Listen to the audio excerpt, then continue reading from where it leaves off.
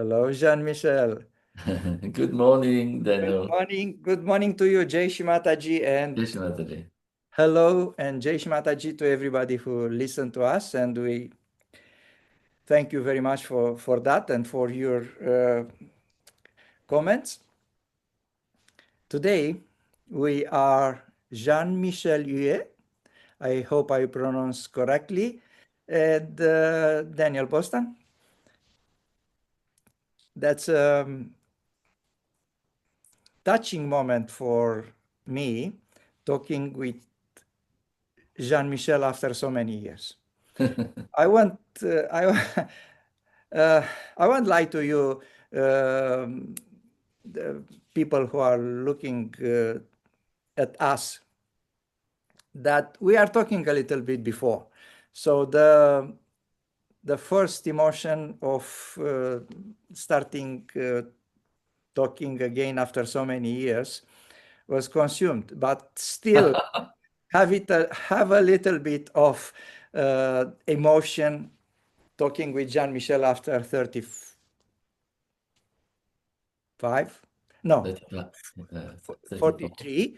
I reckon last time we see each other, I suspect was in Moscow 93, if you've been there. No, Leanne, my wife, went there. Oh, okay.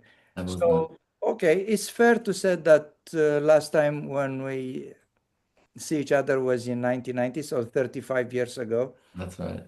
nearly 35 years ago.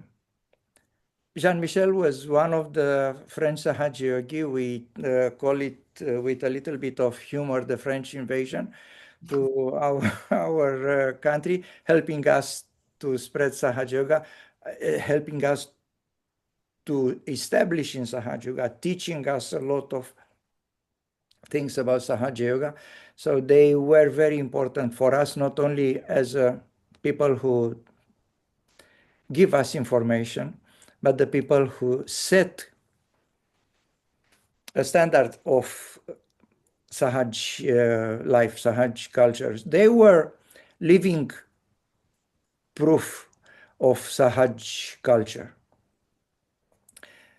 They don't not only tell us information, not only give us little presents or medallions or beautiful Sahaj things and practical sometimes, but they are living Sahaja yogis who teach us by their behavior. So one of these is Jean Michel. We are talking until today with a few others, which were very important for us. But today, after so many years, finally, I find Jean Michel, which wasn't easy. Actually, it wasn't easy to find any one of them. I don't know how, but that's one of the mystery of connections. Therefore, we will start, because not too many people know Jean Michel, about what it's your today life, Jean Michel. What are you doing? What are the most important things in your life? How you do Sahaja Yoga? Because I know you do Sahaja Yoga, obviously. Um, who are you, Jean Michel, for the people who don't know you? All right, so I am now 65 and I live in Sydney, Australia. And I've been practicing Sahaja Yoga since 1985. So it's a long time. And I meditate every day. I usually do my clearing techniques every night using foot soaking or candle treatment or anything that we know helps us keep in balance. And I do regular programs to help people to achieve their self-realization. So I've been doing this for since I started Sahaja Yoga. first in France and then in Australia. We moved to Australia in 97. And since then, I've been involved in all sorts of activities to help spread Sahaja Yoga to people, whether uh, public programs, individual programs, radio programs.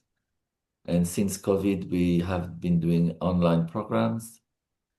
And we've been attending weekly meditation with the Sahaja Yogis. We've been attending pujas with Sri Mataji and with Sahaja Yogis. And so I'm always very happy to talk with Sahaja Yogis because it always opens door to me in my heart to discover the spirit from another angle and to strengthen my own spiritual awareness. So I'm very happy that you contacted me after all these years. I did not expect it, but I'm very, very pleased.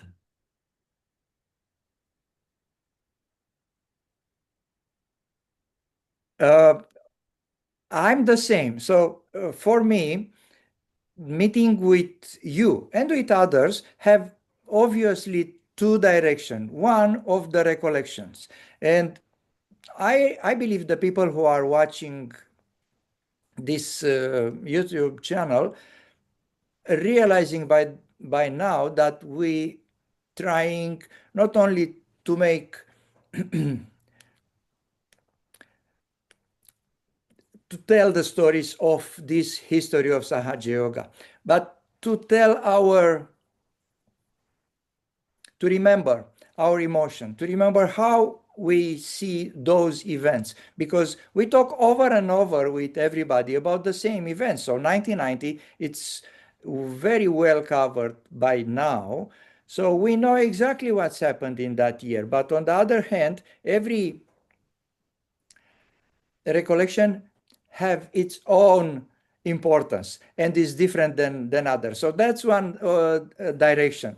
But the other direction is changing ideas, changing impression about how we are doing Sahaja Yoga.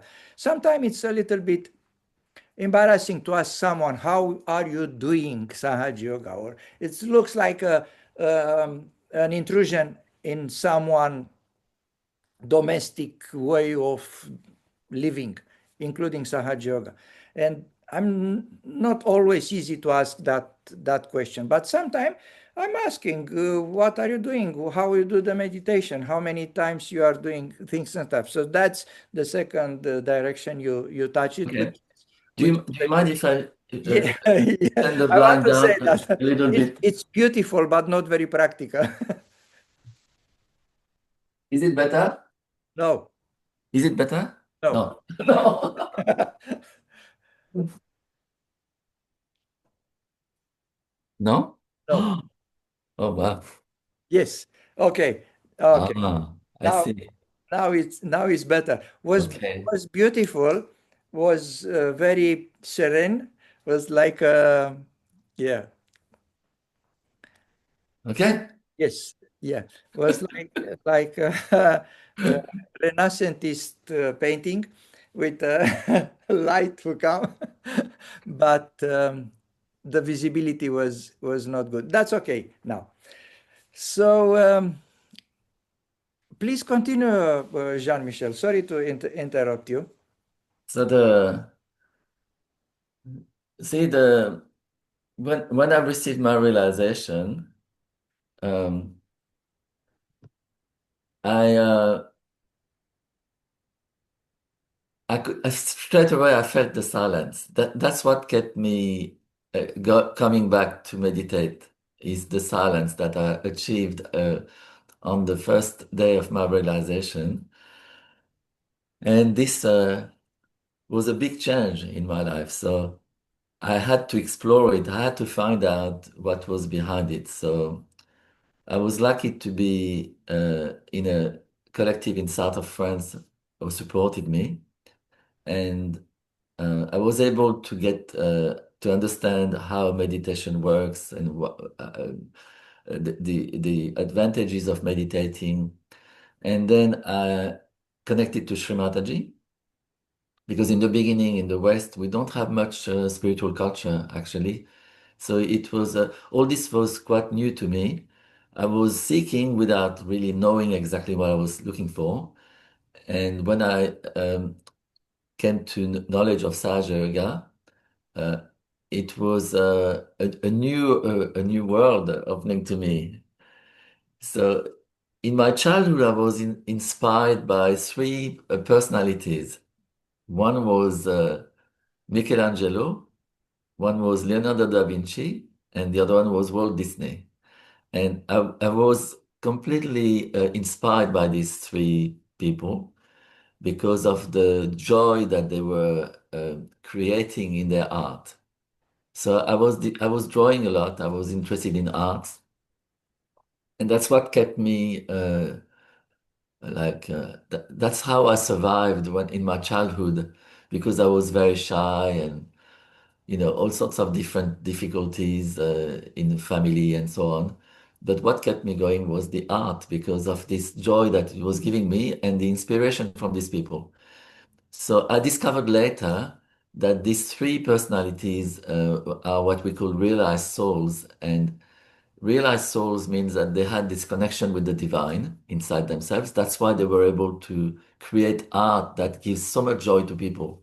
People travel the world to go and see Mona Lisa in the museum because of this attraction to vibrations, to the pure joy and the love of God that is conveyed through their art. Anyway, that's what carried me. So when I came to Sahaja Yoga, when I started meditating, I was touched by the silence. Then I discovered Sri Mataji. So I went um, to a public program in Paris, and I felt the very amazing vibrations from Sri Mataji and her presence and her love and everything. So this definitely changed me. It transformed me. And then um, following this, like every Sahaja, I guess, we had to face our own deficiencies and weaknesses because self-realization is the Sahaj process is like this. Self-realization is a start, and then we have to face who we are really. And the ultimate goal is to become one with the pure love of God. This is what I realized today is everything else is like secondary. The main thing for me now in the present moment is I'm not interested in any kind of discussions or politics or complications. My main focus is to really simply become one with the love of God that manifests in the flowers, in the nature, in people's heart. Um, in anything that's beautiful is the expression of the love of God, basically. And this is the only thing that motivates me in continuing meditating and talking to you today. Um, so that's what's happening in my life at the moment. So you get your realization. No, I come back to the present. So you are now in Sydney, and you are an architect. Yes, I became an architect because I wanted to do fine art school because of my in the desire to create a painting, and drawing, and I was interested in sculpture, painting, drawing, and then photography. I did lots of photography. So, but my father was a doctor, and he had a scientific mind, and he said to me, "I will never let you do fine art school because you will never make money in that profession."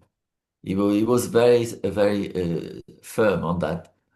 So I didn't know what to do. So I studied university. I failed in physics, mathematics, and all these scientific fields.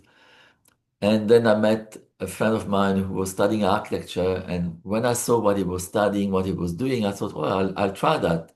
And I was very successful in this. surprisingly, I was really successful. So I became an architect. Yeah. But you need mathematics for architecture. Yeah, look, I'm good at mathematics, but doing mathematics, physics, and chemistry as the main focus for me is not motivating. I need to create something. I need to do something creative in my life. That's what I found is even in Sahaja Yoga, I was involved in radio programs. Bec when you create a radio program, you have to select some talks, select some photo, or yeah, like even online programs. You select some photos, you choose some people to interview. You create an atmosphere, so it's a lot of creativity in this. And then I did some art exhibition with Sahaja Yogi's artwork. So same thing. It was very interesting to do this and communicate with people. I like communication with people. Um, so today, yeah, I'm still working. I design mostly medical centers and I design houses. I design, I design lots of different things. I design schools as well. Yes. It's fair to say that architecture as a profession or yeah, as a skill is the closest combination between the science and art, because you have to make sure that all the structure will be built it safely and according to some scientific mathematics physics uh, regulation laws, but in the same time you have to make them beautiful. So this combination, so I know that architecture, it's very well prized in our culture where I come from, in Romania, and many people in Romania appreciate very much the architects. And I remember in 70s the school of architecture was quite when I was very young, or young, 70s, 80s, the architecture and the people, the students from architecture was the most progressist by that time, but progressist not like we know today about the progressism today as a political movement, work and something else. No, progressist by that time was with music, with the pop music, with the new ideas, with the new art and everything who come by that time. They were the most illuminated people in Romania, the architecture, It's architects. yeah, architecture is very interesting because to be honest, I reckon it takes 10 years at least, if not more, for someone to become an architect because studies is 6 years, but then it takes you another maybe 10 years of work, and then you really become like you finally do the synthesis between all the technological side and then the artistic side, and then you find your own depth into it. But interestingly, at some point, I discovered that uh, what was motivating me in architecture was to create something that gives joy. I just found this out at some point, and I was watching myself, and luckily because of Sahaja Yoga, I think I had that attention on the spirit. I was designing something and then I was not satisfied with the result. And I kept changing, adjusting, and this and this and that. And at some point, I looked at it and I thought, well, that's it. It's like my vision of the joy that was supposed to be created by this artwork, or this building was achieved. And then that I knew it was, and I presented it to my client. Everybody was happy. No change, just signed.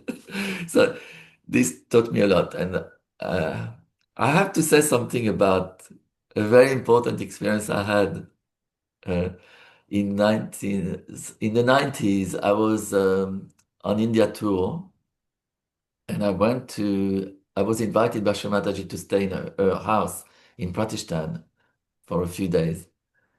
And so I stayed there for 3 days.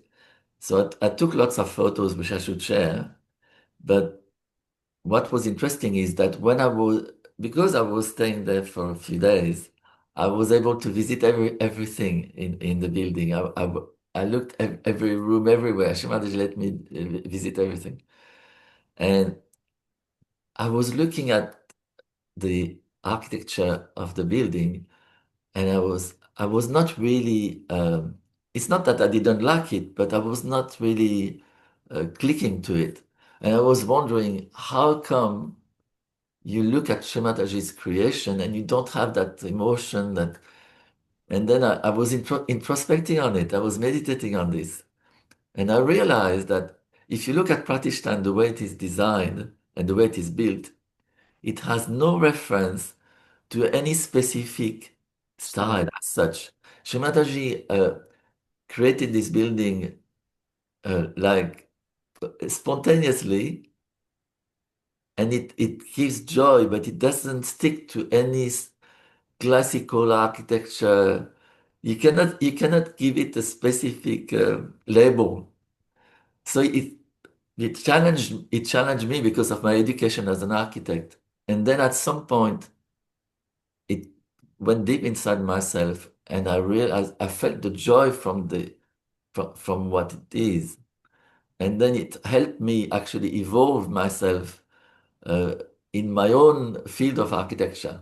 It really helped me see the beauty on a much deeper level, the art on a much deeper level.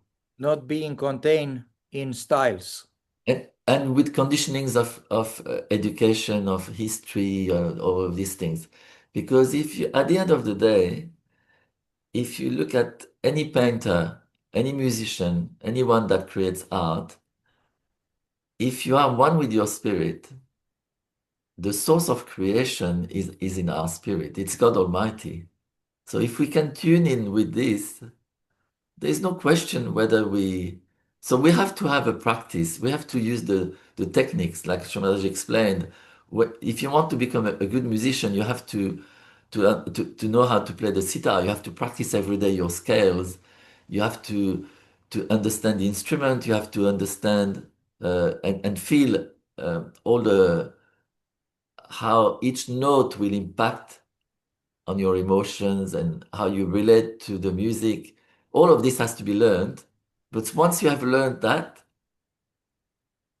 you can create the perfect beauty if you are in tune with your spirit. So that stay at Pratishthan for me helped me deepen my knowledge of what it is to create anything, basically. And then uh, being with Shumataji there was a special experience on its own anyway. That's not the same with Sahaja Yoga, Jean-Michel. It's not that in the beginning you have to discover yourself. You have You're to right. discover, you have to discover the secrets of Sahaja Yoga, the information. You build, you build, you build. In the first whatever months, few or more or less. I will come to that question to you in the beginning in 85. uh, you are probably kept in our mother laps. So, but slowly after that, all this stuff from the first few many months and years have to give something to you. So that's actually uh, a principle which said from the many accumulation to the quality. So you cannot have quality until you don't accumulate it. First accumulate and after that have quality. In my view, the same is with Sahaja Yoga. You cannot have quality Sahaja Yoga. Sorry, because we have to to divide Sahaja Yoga and the practice of Sahaja Yoga in more or less quality. It's obviously that, at least from my perspective, not talking about some others people, I'm going from different stages of quality practicing. So in the end, you have to take Sahaja Yoga through you. And it's a living process, and Sahaja Yoga will make sense only after you join all these puzzle pieces. So probably it's the same in the whole living world, in the universe. So yeah, but um, coming back to your first year in Sahaja Yoga, 85, you said. Uh, I think I got my realization in February of 85. February 85. How was when you get your realization? Do you remember? Right. Yes, I remember very, very well. So what happened is the what is interesting is that before doing meditation with Sahaja Yoga, I was involved in a Japanese kind of meditation for a few months. So this was the start of my physical seeking as such. And but I was not I was not fulfilled. I was not it didn't click with me. So when someone told me about yoga meditation, I said, okay, I'll try. And the way it happened is that unfortunately my mom passed away in February 85. And then with my whole family, we went to her home in Toulouse, in south of France, and we did a funeral, and you know, and we had a meal with my uncles, my aunties, my sister's brother, and surprisingly, we felt very joyful. On the day of my mom's funeral, we felt very joyful. We could not explain it. We really felt very joyful. It turned up like a wedding party kind of thing. I was shocked, and I even told my sisters and brother, I said, we shouldn't laugh so much because the neighbors will never understand. But we did not know. And then I said to my sisters, I said, I think mom is here. She must be very happy and she's here because how come we can feel so happy? Anyway, in the people who came for the funeral, someone told me on the way back from my mom's place, he said to me, "I'm going to do a meditation with some people. Do you want to join me?" And I said, "Okay." And that's the day I received my realization. So I reckon my mom is involved because it was such coincidental that we felt so joyful. And the same day or the next day, I just got my realization. So anyway, I went, I went to this small meeting in Montpellier with the first group of Sahaja Yogis in Montpellier. And they showed me a video of Shamataji and we did the realization and I felt this silence. And then so I stopped the other thing I was doing at the time because I thought it was a different teaching. So I thought someone is lying to me because it shouldn't have two different truths. It has to be one. So I stopped everything. For 2 weeks, I didn't do anything. I said, okay, I don't want to be involved in any kind of spiritual teaching anymore. That's over for me. I cannot trust anyone. So I just stopped this and I thought, okay, I'm going to do something on my own, whatever. But 10 days later, came back in my attention and I thought, I should go back and try this Sahaja Yoga again because I felt the silence. I want to see if it happens again. So I went back to another meditation. And again, I felt beautiful silence in me. So then I thought, well, there is something. So I came back the week later, and again I felt. So it went on like this. And then I went on a holiday to Morocco for a month. I was student at that time. We had nearly 4 months holidays. So I went on a holiday to Morocco and then enjoyed myself. It was a beautiful trip. I met beautiful people there. When I came back to Montpellier, I thought I would go back and do another meditation. And I went to one meditation, I remember very clearly. And one of the Sahaja Yogis, I was completely not expecting anything. I had no conditionings at all. I was completely myself, open to anything I would feel.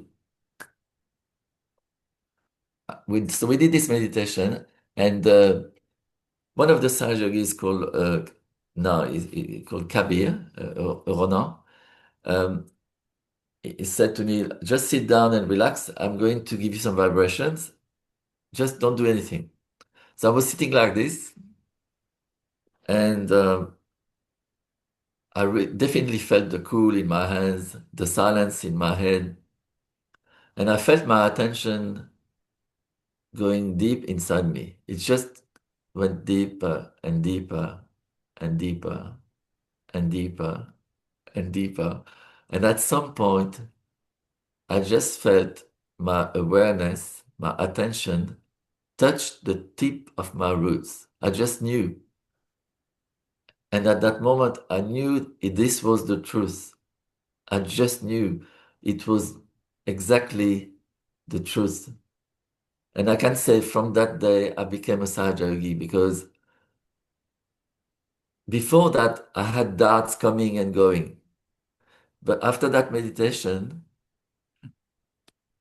there was no doubt. I wanted to learn. I wanted to understand everything. That's all. But I didn't have this fundamental doubts about whether it was right or not because I knew it was the truth. That was very important. It was about probably three 3 months, 2 or 3 months after my realization, this happened. So beginning of summer, something like that. Yeah. How long? So, speaking with so many people about this subject, not only now, but even before, nearly everybody have a period of being keep in mother lap, or I'm not sure if you have in French or in English the expression Avram bosom. So we have this expression Avraham bosom. You are in keep at the mother or father bosom. We have this expression. The fact that you don't have it means it's only Romanian or Eastern heritage. So we are keep like babies. My Yes. experience was like probably because of the culture, because of being close to the East. Um, in Romania, we don't have too many people with this kind of doubts. So we come to Sahaja Yoga, get the realization, we forget about everything else because also we don't know anything else. That's another that's another big difference between our cultures, East and Western Europe. So for me and many others, this period of being held by the hand by the mother was about 9 months. Nothing can happen around me. It was a big transformation. because before I was completely different. So when I get the realization, and very soon after that, I start few follow-ups, nothing can happen to me. I was the happiest person in the world, completely transformed in behavior and everything. I give up smoking 2 years before, 2 years before, and drinking occasionally, like everybody in Western or European country, not like in the East. So, but slowly, slowly, by the end of the year, or about after 9 months, looks like mother said, okay, now it's time to go by yourself and start to hit your front by the door and face the challenges, my child. Um, Question: It's happened something like that to you, and if yes, when and how was that period? Um, okay, how can I describe this? Okay, after what happened in that meditation where I really touched the depth of myself, shortly after that, I decided to move in with the collective. So we moved in the ashram, and then at that time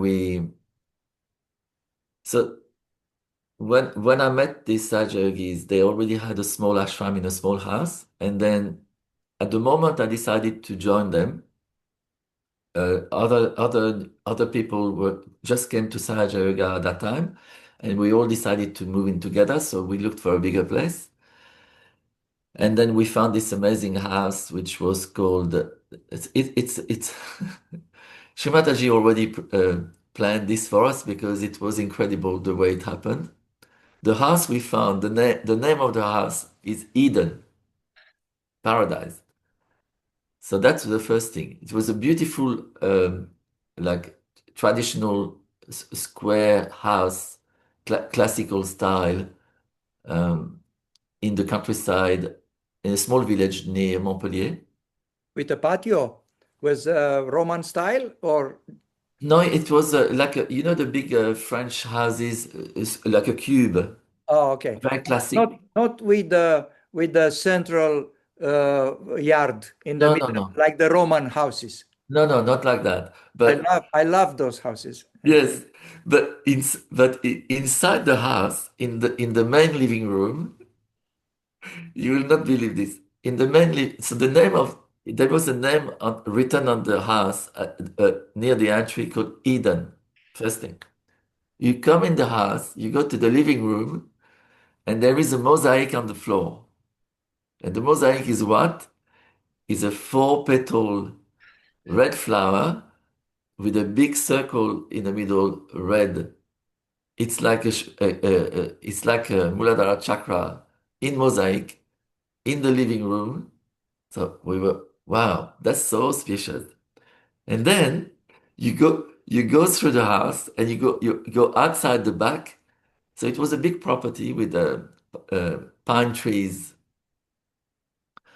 And at the back in the garden, there is a central alleyway where you can walk. And at the end of this alleyway, there is a statue, and it's the statue of Mother Mary with her feet on the earth. There is a globe of the earth, and Mother Mary is standing on the earth. And that's the end of this alleyway of this house called Eden. And that was the first ashram in Montpellier. Who built that house? I mean, you bought it, No, no, it was rented. rented. Oh, who was the owner?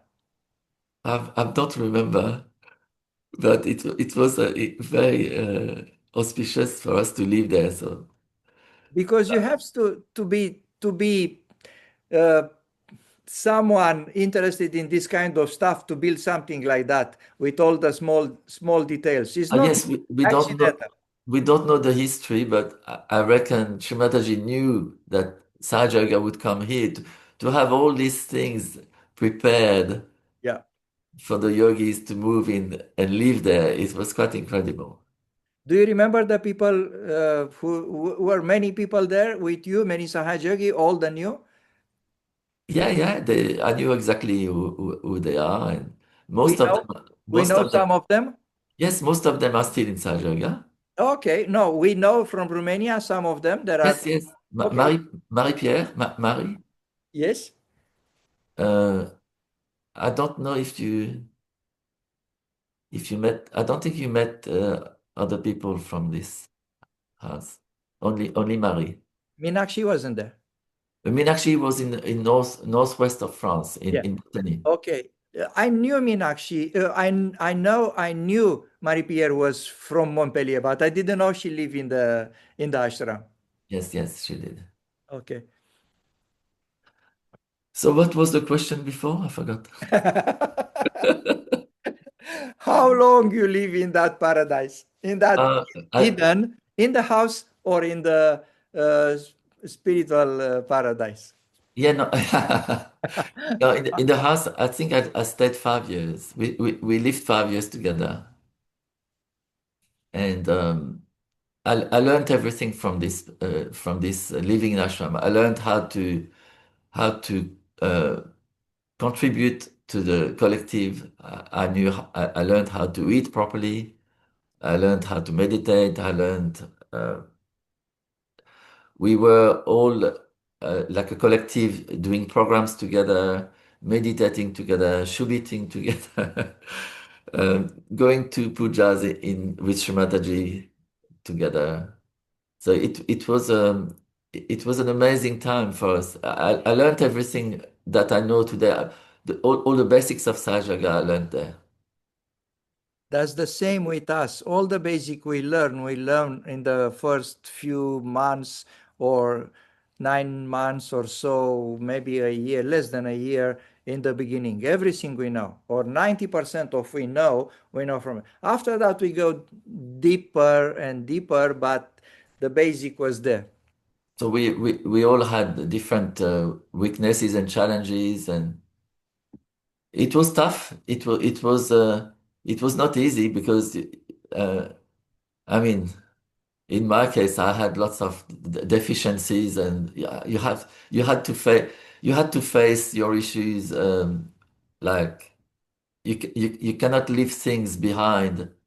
Otherwise, we knew that I knew that if I was not facing myself and change, I would have to leave Sahaja Yoga. I knew. Shomataji was telling us very clearly. And every year she was coming to France in July, and we would all go to Paris to meet Shomataji. And I remember every year Shomataji was looking, she was asking every Sahaja Yogis to go to her and bow down to her. And she was able to see how we were going because she could look at our Kundalini straight away and see how we are going. So it was every year because we knew Shmataji was coming in July. 2 months before, everyone was really like we were so disciplined because we knew that we had to be perfect. So it was so I learned everything from Montpellier. Yeah, I had to change on many things. I had to change. I can't even remember how the changes happened in the different chakras. On some chakras, I have a clear memory when my Swadhisthana opened and all these other things. Uh, yeah, I should write this because I should never forget. But it's as you said, when we come to Sahaj, we have a time. Yeah, and your question was this. See, if there was a time where I was protected, I think. Yeah, definitely. As you did, Shrimataji gives you all the protection so that you become confident in the fact that you have the connection with the divine and it's actually working. And then at some point, we have to face our issues and face ourselves. So we have the help from the collective, from other yogis. We have the help from Shrimataji talking to us. the help from Shemataji inviting us to pujas. Um, and she gives us a lot of techniques. And so all of this contributed to help us in our journey to cleanse ourselves and establish ourselves in Sahaja Yoga. And behind all of this is the joy that living collectively is it was difficult, but it was joyful at the same time.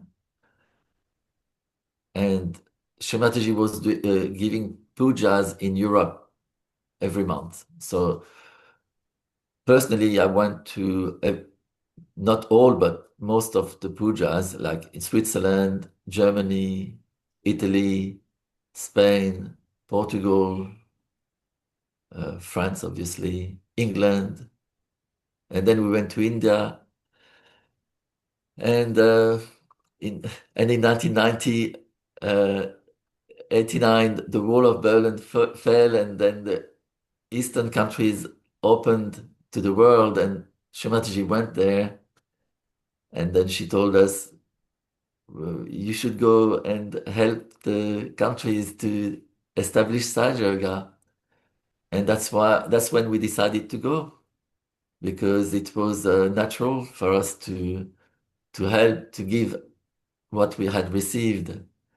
But I'm speaking a bit early on the question, but so when we went to Romania, for example, we were shocked by how beautiful the souls of the people are in Romania, because we did not expect to see a beautiful innocence in people. And it was a shock, because in France, from experience, when we were doing programs to tell people about Sahaja Yoga, in many cases we had people standing up and arguing with us, telling us, "No, no, no, it's not right. Why?" And some of them didn't even stay. They would argue and then they go without realization. So that was not easy, But when we went to Romania, it was like heaven was open for us. It, Uh, it was a different world, a different world. I won't stop you to say good things about Romania because we're uh, I'm hoping that for the next episode, which will come quite soon, we will talk again about this subject, and you say again how good we are. So I'm pretty. I let you saying now, but you will say again when the time is right. So Yes, you said twice. yes. So, but because it will make sense to have a little bit of organizing discussions and episode. I don't want to go yet to 1990. No, no. I want. It's just came in my attention I because know. I know. I it want to. was an important part of our development, I because know. as you said, you get your realization, Accumulate. you become confident, then you start working on your chakras, and then you have this kind of unexpected event that projects you into the divine beauty to to to a level that you don't expect. Like even us going to India, for example, India is magical. If people look at India from the outside, they can say, "Oh, the Ganges is polluted. There is poverty. There is this. There is that." But what we've seen in India as Sahaja Yogis is magical, and that's without India would have been very difficult for me to establish in Sahaja Yoga. So that's the part of magical moments that we've received from Shrimadaji. It's magical. I will jump a little bit myself because you steer me. So sorry about that. It's your fault. Because you are talking about some subject which will come a little bit later, but I cannot stop myself to touch it. Speaking about India, I remember working with you, and not only you. That's why I cannot quote exactly who's the person, but I put my money on you or on Gwen Vinayaka, but probably it was you because we were walking on the streets of Bucharest and we're talking about different subjects. All the subjects have a spiritual touch, and I was longing for India myself. I said how much I wanted to go to India, but not necessarily to have that trip, but to emerge in Indian culture and things like that. And talking.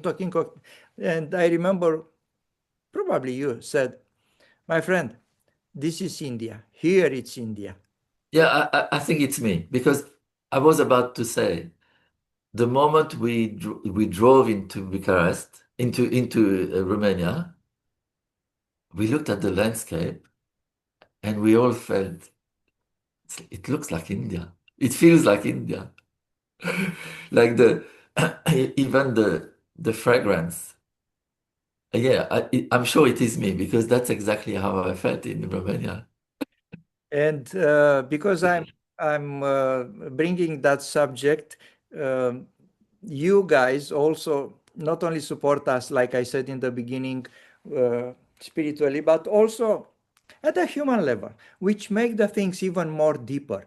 Because having this friendship, these links between us with sisters, with brothers, with people who feel you, take care of you. I don't know if you have some plans or all of that, all was done spontaneous. Probably was done spontaneous with some plan. So, um, you take care of each of us. So every one of you take care of one of us, and you keep corresponding with us, send us letters, send us cards, little gifts. And I remember, and I have to thank you again for that. I've done it by that time, but I have to thank you and to make it public. But that I received from you following that discussion and my love for India, a photo album, big one, with India's picture. Unfortunately, I have because of so big to let it back in Romania because I come in New Zealand only with two luggages, two suitcases, big suitcases, but not enough for everything I have it there. So sorry, I sacrificed that photo volume, which I give it to Sahaja Yogi. I mean, it's not lost. So thank you again for that. Um, let's come back. Uh, we have just a preview about the next episode when we are talking about Romania.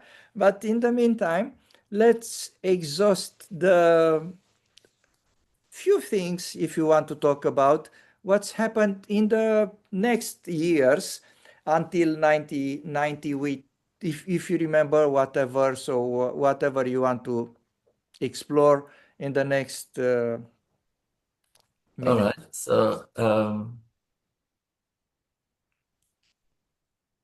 The life in the ashram. You said about puja going all over the Europe. Um, yeah, so we okay. A few things happened that I remember well is that so okay just my first puja with Mataji was Ganesh Puja in Rome in 1985, and that was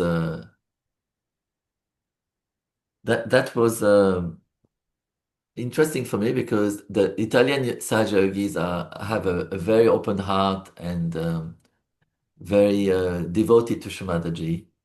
And I remember there was an evening with music and dancing, and the yogis were just, it was like they were around their mothers dancing. And for me, I was fairly new in Sahaj at that time. And I didn't have that bhakti awakened. And I was not rejecting it, but I was surprised that I didn't feel it.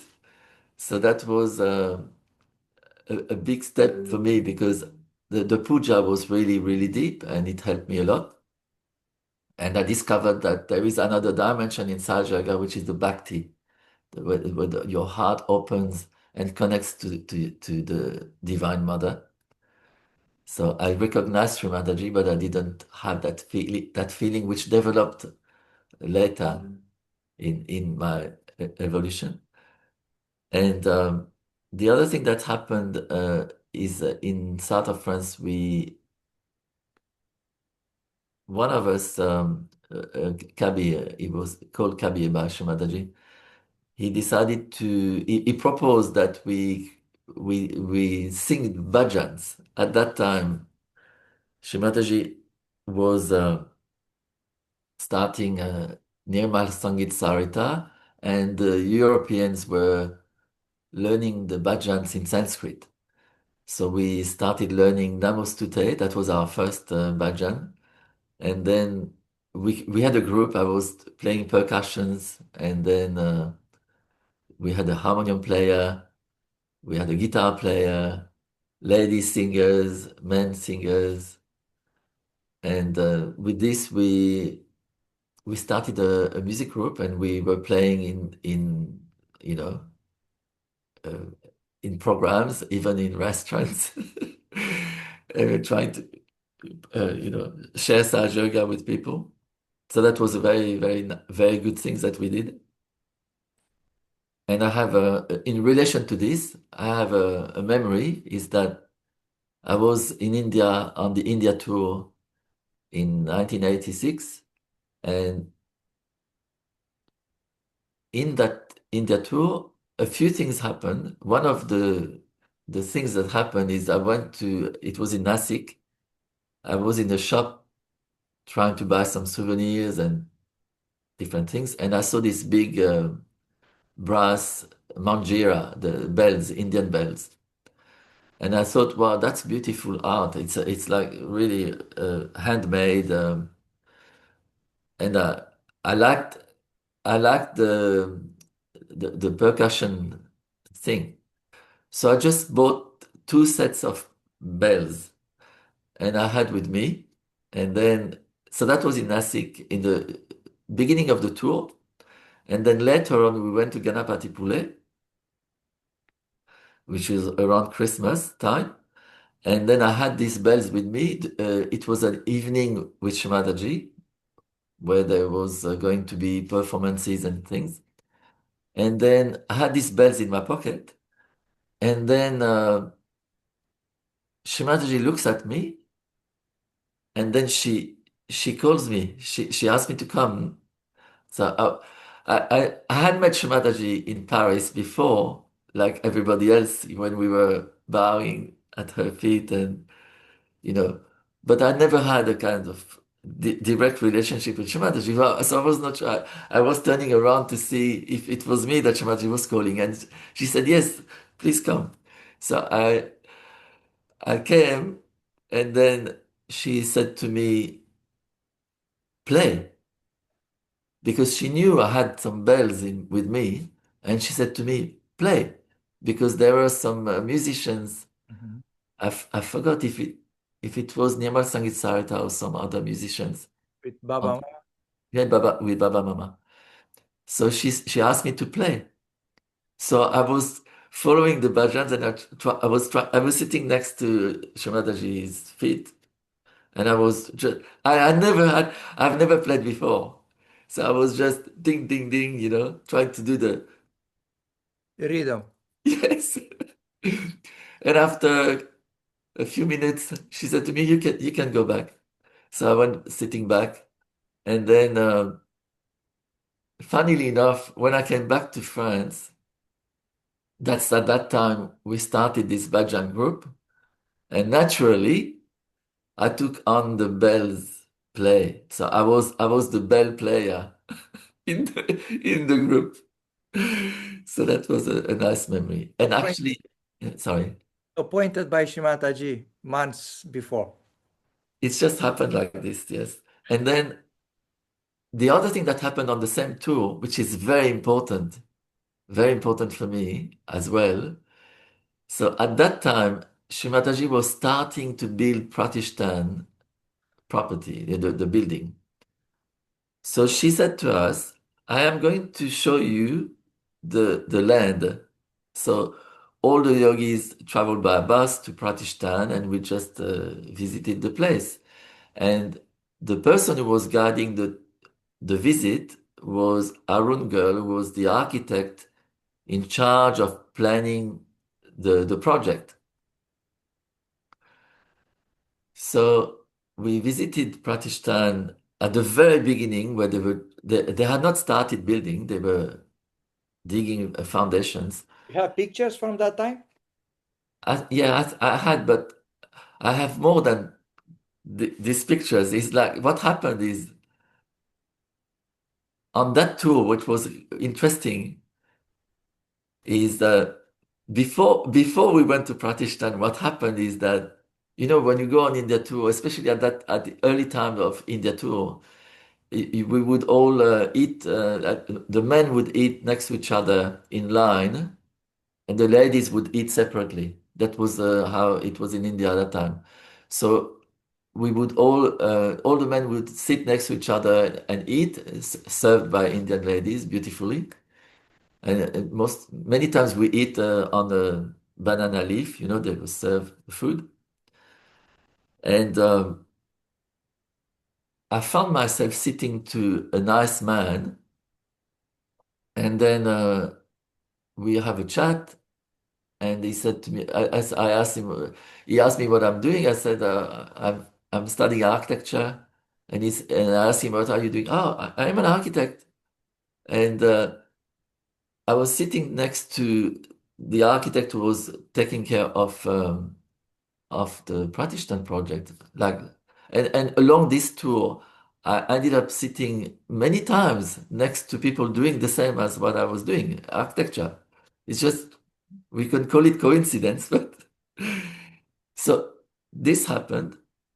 And then in another part of that tour, where I was buying souvenirs and different things, I was trying to find some pictures of deities, Sri Ganesh, Sri Krishna, Sri Hanuman, Sri Rama. And I came to a shop, I think it was in Pune. I came to a shop and I was asking for these deities' pictures. And I saw a beautiful one, and I thought, oh, that looks like Sri Brahmadeva. I'll buy it. So I bought that beautiful picture, and I took it back to with me. And then I think it was on the camp. I showed this to one of my Indian Saj brothers and said, "Oh, look at what I found." And he said to me, "You know who this is?" And I said, "No, it's the divine architect, Sri Vishvakarma." I bought this picture without knowing, and it was the picture of the divine architect, Vishvakarma. So this happened, and then I go to Pratishthan. The visit is led by Arun, and Arun said to me, "Oh, we have just a few days ago, Srimataji has done the puja for the milestone of the building with offering to the Mother Earth." And he gave me the photo of this, which is the in India they do offer a kumba and a coconut and special uh, elements. They put it in the Mother Earth and then they start building. So that's what Shemataji done. And he gave me a photo of this. So that was I was very blessed, if you like, on this India tour. Maybe Many you'll share. auspicious things. Maybe you'll find those pictures and you'll share it with us. Uh, Yes, I have for sure. next time, because we are in the habit of coming back to our stories, because we have the tendency to forget or to remember things after we record it, and we come back to our stories, and with apologies we said, look, we find something, or I remember something, let's go back in 1987 or whatever. If you find them, will be quite I have. I just need to, as I said to you last time, I bought a scanner. I have lots of photos from all these years, and I never scanned them properly. So I just bought a machine, which I will receive soon, and I will start scanning all these images and sharing it. Yeah, I was looking for this machine as well. My big problem won't be buying the machine, but uh, downloaded the program on the telephone or the computer because have to use something to physically scan them, and and Yeah.